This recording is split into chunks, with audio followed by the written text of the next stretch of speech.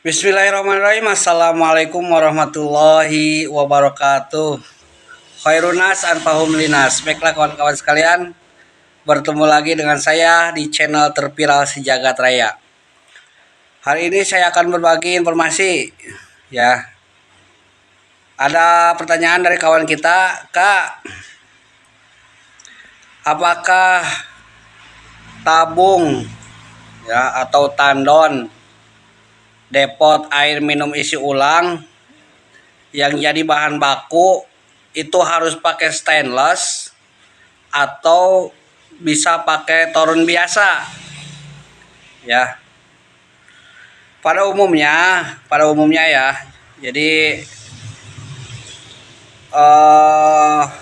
biasanya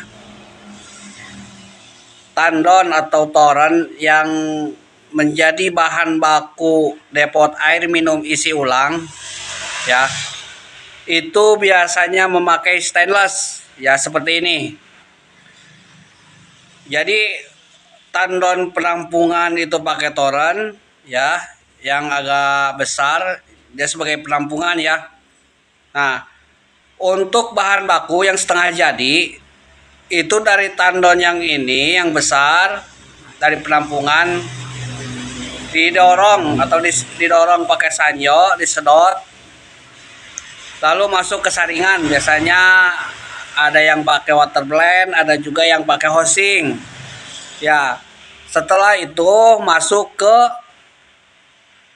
penampungan bahan baku atau setengah jadi, yaitu stainless. Itu biasanya seperti itu ya kalau memakai 2 jalur.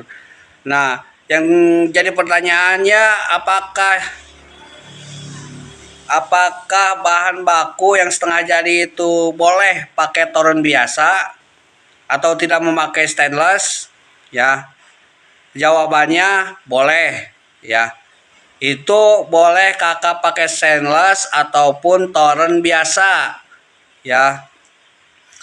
Cuman di situ ada kekurangan dan kelebihannya ya.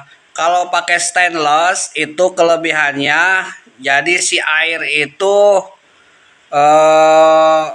kayak seperti dingin gitulah, segar ya. Beda dengan kalau penampungan bahan bakunya pakai toren biasa, itu bisa dibedakan.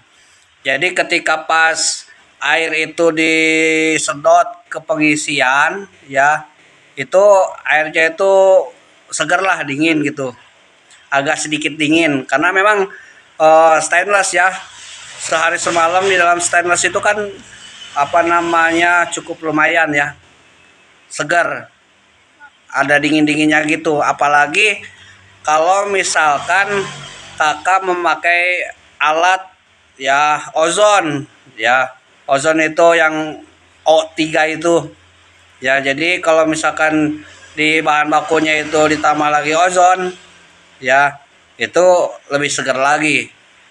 Karena kalau ozon itu sistemnya itu meniup ya.